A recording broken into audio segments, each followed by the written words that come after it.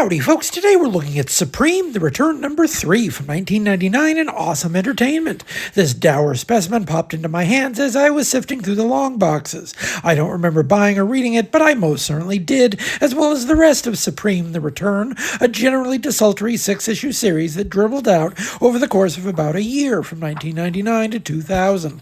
What sticks in my memory about this issue, about the entirety of the return, is the coincidence of having purchased the first issues of this series parallel to the first issues of Alan Moore's America's Best Comics initiative from Wildstorm. At the time, people were excited about more Supreme stories from Moore, but this book seemed less a breakthrough and more noodling, picking around the edges of what Moore had already established in his earlier stories.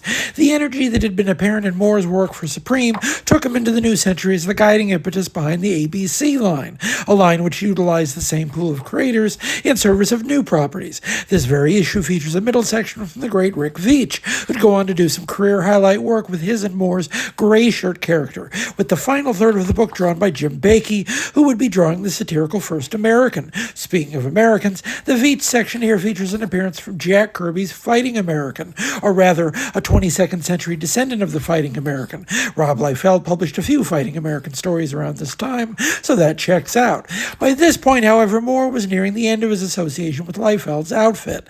This isn't a bad comic by any means, not with Veitch and Baikie on board, certainly, but it also doesn't seem to carry a lot of conviction either. It's the story of an afternoon date with Supreme and his one true love, Diana Dane, only she doesn't know it yet and won't until journeying to the Supremacy and meeting all the other Diana Danes accumulated by all the other Supremes from across the different time streams.